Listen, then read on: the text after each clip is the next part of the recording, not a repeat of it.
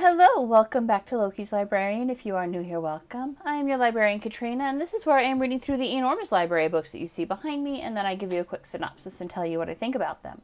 So if you like books, just aren't sure what to read next, hit that subscribe button, like and share my videos, and let me know what you think in the comments. This month, I am struggling to reinfuse a little serotonin into my brain after the last couple of months of very dark reading materials. So we are starting out with Saad's latest book, The Sad Truth About Happiness, 8 Secrets for Leading the Good Life. Yes, I am aware this is a new book. When I did my reading list video for the month, I explained I needed happiness in my life, and this was fortuitously timed to come out right then. So when I bought Prepared, I also bought this one and basically the entire month's reading list. The cocktail this week is called Pursuit of Happiness. It is 1.5 ounces of blended scotch, a 1/2 ounce of banana liqueur, a 1/3 ounce of Italian red liqueur, and a dash of saline solution, which is not to be confused with like contact lens saline solution. Don't do that. I don't believe that's food grade, but they provided a recipe on the website, which of course I'll include a link to, on how to make your own. So that's what I did. It's just saline solution in a little beaker of water. And since it's just salt water, after this, I'm going to dump it on the cracks of my sidewalk and salt the earth a little bit to get the weeds to stop growing. 2 birds, 1 stone. I get drunk, I kill weeds. Happy day, happy day. Okay, let's do this. So, generally speaking, I avoid self-help books because I have found, again, generally speaking, that the only person they help is the author. Namely, it helps their wallets to grow immensely bigger at my expense. And honestly, I probably wouldn't have bought this one, except that I genuinely enjoy Dr. Saad. I enjoy his podcast. I enjoyed his book, The Parasitic Mind, that I reviewed last year. And so it did not surprise me in the least that he seems to share my disdain of the self-help industry and did not actually write a self-help book. The Sad Truth is not generic advice about exercise more and put the pills down and find a better job. I mean, some of that is in there, but not in the usual cheerleadery context of a self-help book. Good, I did pour it in the shaker and not in the actual cocktail glass. I'm mathing. Okay, 1/3 is going to be less than a 1/2 ounce, right? Yes. Well, we're going to find out. Okay, I'm kind of explaining this badly. Let's start with step 1. The first secret to leading a good life is to find the right spouse, which is definitely not something you see in a lot of self-help books, right? It's always about self-visualization, self-empowerment. What about finding the right person to go through life with? Humanity is a social species. We are generally not designed to be alone. Kind of wing this one since I don't have a measure on it. Probably more than it should be, but whatever. So finding the right person to spend your life with is a very solid way to start. Just a dash. Oh, this is stirred. Now, all too many people marry Mr. or Ms. right now. They rarely spend the time looking at the big picture of how genuinely compatible are we. Not stirred enough. I say so because the cup is getting frosty. Physical compatibility is only the tiniest part of a happy marriage, like the tiniest. At one point in the book, he says that the happy medium for a healthy sex life can be as little as once a week. And for a lot of people, it is once a week. Now, that says neither here nor there. If your timing, if you guys are more into sex, fine. But once a week is generally a sweet spot to keep people happy in a marriage. So if that's once a week, I don't know what's the average, max 20 minutes, 30 minutes. What are you doing with the remaining, I don't even know how many hours that is. Let's say 8 times 7 because you got 8 hours at work, 8 hours of sleeping. So 8 times 7 will be 56 hours. So what are you doing with the remaining 55.5 hours that you're spending with this person? If all you have in common is sex, that's probably not a good place to start. Have more things in common. Everyone ages. Time is inevitable and looks fade. Unless you are a megastar who could afford a top-notch plastic surgeon. But the vast majority of us are not that. And so, I mean, he also talks about aging well, aging gracefully. I don't remember the context of the passage, but I know it's in there. But think about it. All right. Again, 8 hours working, which means 16 hours not working. 8 hours sleeping. Who are you spending those remaining 8 waking hours with? Is it someone you genuinely like? That gives me a warm, fuzzy feeling. The banana is a nice prevalent overnote. The dash of saline is technically optional, but one of the people who reviewed the cocktail said that it makes the cocktail, so I put it in there. I can't really taste the difference, but maybe if I didn't have it in there, I'd taste it. Wee bit of the bitters. Can't taste the scotch at all, which is almost a shame because this is not a bad bottle of blended scotch that I have here. But this is not bad. I can see where this would make you happy.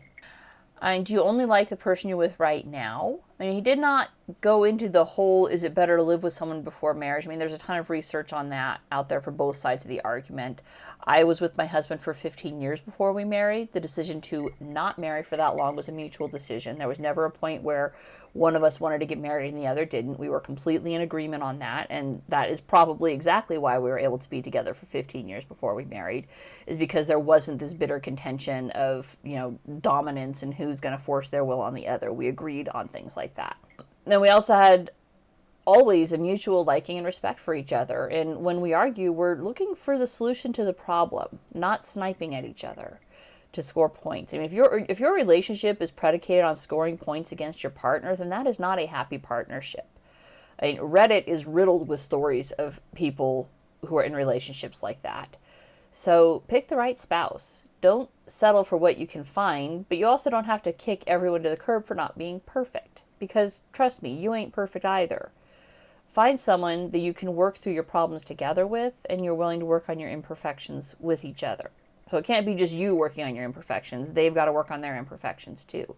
But that is how you build a relationship together, and you'll be much happier for it, according to Dr. Saad, and I believe him. I do count myself lucky in my marriage. The second secret is working in the right profession. Now, again, 8 hours of the day spent at work. Do you want to spend 8 hours of the day for the rest of your life doing something that you loathe? Now, this doesn't mean quit your job right this second and go on unemployment while pursuing your lifelong passion of being an underwater basket weaver. That comes later in the book. But you do need to find a profession that is fulfilling for you and brings some meaning to your life. If you're in a profession you currently dislike, do start doing what it takes to switch careers. If that requires additional training, use some of the time you're not at work to get that training and education. All right? 8 whole hours in the day, are you scrolling Facebook, or are you going to be learning something that will make you happy? Seeking the sweet spot. Find moderation across many domains. This was the section where I actually talked about sex as little as once a week is fine for most people. But it turns out there is such a thing as too much of a good thing. Dr. Saad spends a whole chapter breaking down the inverted U curve and why it matters. I mean, all things in moderation leads to happiness. I mean, have the occasional dessert, right? Nothing wrong with that. Having cake for breakfast, lunch, and dinner is going to have some deleterious effects on your health in the form of weight gain, energy crashes, general feelings of malaise, bloating. So find moderation in life. Don't overdo it. Engage in a playful mindset. People take life very seriously. It's not meant to be lived that way. I mean, there are definite moments for seriousness, but by and large, learn to laugh at yourself. I mean, nobody gets out alive. We're all spinning on the same mud ball together, and you're not going to live forever, I think. Have they found an immortality thing yet? I mean, there's a book called The Immortality Key, but I don't think it actually makes you immortal. I haven't read that one yet. I have it. I think I have it in December's reading list. Have fun while you're here on planet Earth. All right? Nobody gets out alive, guys, so you don't have to take everything seriously 100% of the time. Pursuing variety seeking at times across many domains. Now, variety is the spice of life, and if you feel like you're in a rut, change it up a little bit. Try some new foods, try a different beverage, try reading outside your usual genre. Before I started this journey through my library, I mean, I had these books. I've been collecting them for decades at this point in my life, but I almost exclusively read fiction. So I'd buy the nonfiction, stick it on my shelf, and then, read Harry Potter again, because of course I did. And I was always intending to someday read my nonfiction collection. Well, what if someday never comes, right? Do you want to spend your life doing the same thing over and over again, or do you want to seek out a little variety? Maybe start small with your variety. Instead of a pepperoni pizza, you get sausage. Instead of always making the annual vacation to Magical Mouse Palace, you decide to go to the Grand Tetons and touch some grass. Referring back to Secret 3, seek variety and moderation. Change for change's sake can lead you down to a dark road. Like, for example, spending 3 months reading about communism, woke culture, and survival. That can be a pretty dark road. It is the voice of experience speaking there. Ensuring that one is persistent in the pursuit of meaningful goals. This would be where the underwater basket weaving is. If that's your lifelong passion, you're probably not going to make any money of it, but be persistent in pursuing that goal. There's another book, I can't remember the name of it, but I'll find it and I'll post a picture of it here. I have it. But it takes as little as 20 minutes of practice a day in one thing to make you an expert in like a year and a half, something like that. I'm sure I'm like paraphrasing that badly. I'll have to reread it. Something about habits. I'll find it and I'll post the picture. But as little as 20 minutes a day in one skill will make you an expert in no time, because most people don't pursue that 20 minutes a day. So if you want to be an underwater basket weaver, get your scuba gear on and spend 20 minutes a day doing it. That's all it takes.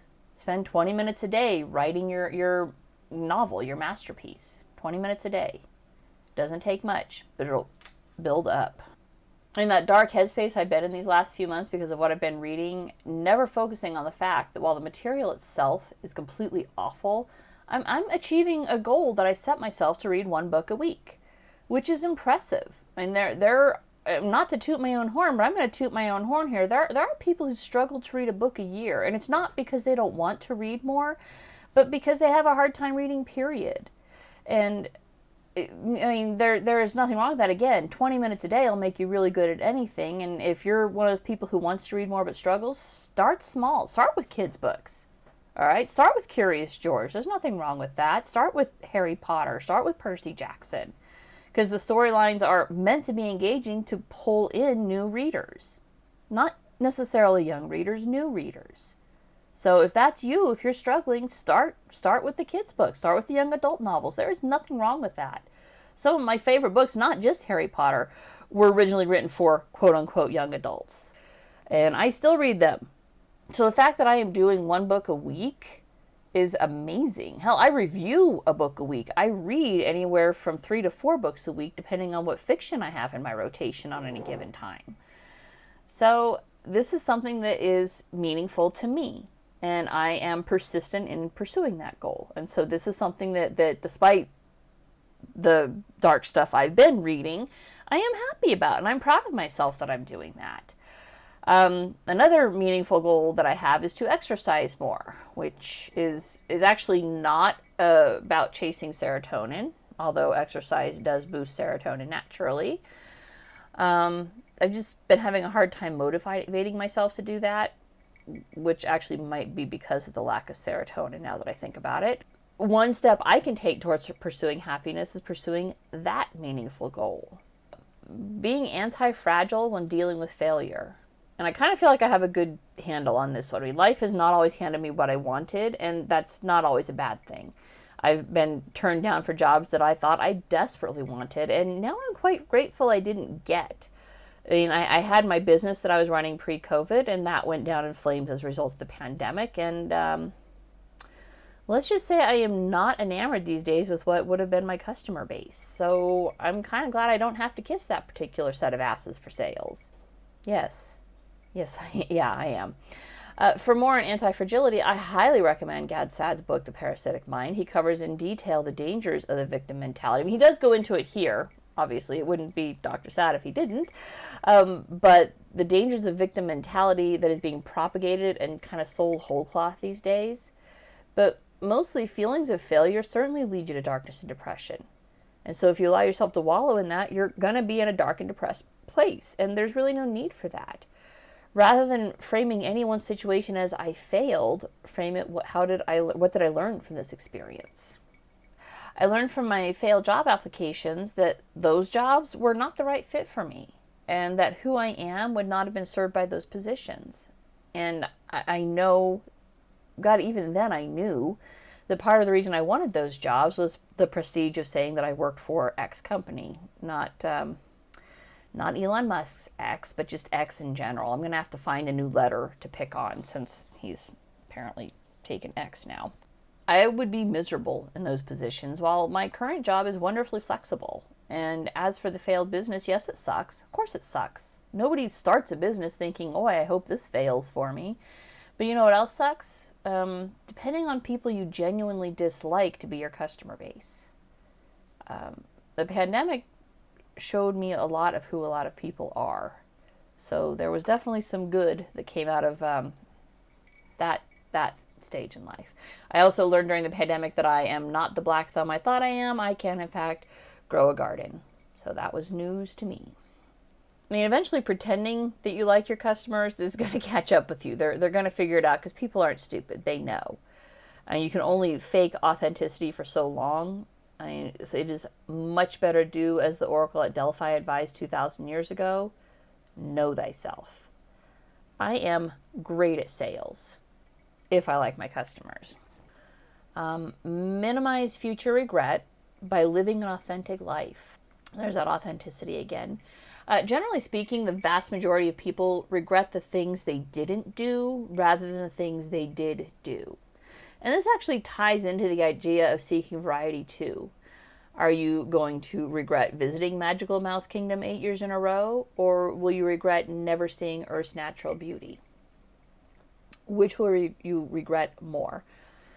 Buying the overpriced designer handbag that will be out of season next year, or not going to Paris because you had to choose between that designer handbag or seeing the City of Lights? And life is all about opportunity costs. Possessions are a temporary thing. Experiences will last a lifetime in your memory. Which would you rather have? The people who are happiest are the people who live their lives and have experiences that allow them to remember that life that's been lived. Those are secrets for happiness, which is not as self-helpy as one might have expected from a book that's subtitled 8 Secrets for Leading the Good Life. The book was good. I used examples from my life to narrate the points he's making, but of course Dr. Saad used examples from his life to highlight his points, which are always excellent because he led a pretty storied life, but they're his stories, which is why I use stories from my own life and not from the book. Plus, if I don't tell you what his stories are, you'll go out and buy the book and read his stories for yourself, which everybody should do, because this was a good start for reminding myself how lucky I am. It's a good start for reminding myself that life is not as grim and bad as, communism would have you think it is. And that's it for this week. So if you liked what you saw, don't forget to subscribe, and I will see you guys next Sunday. Bye.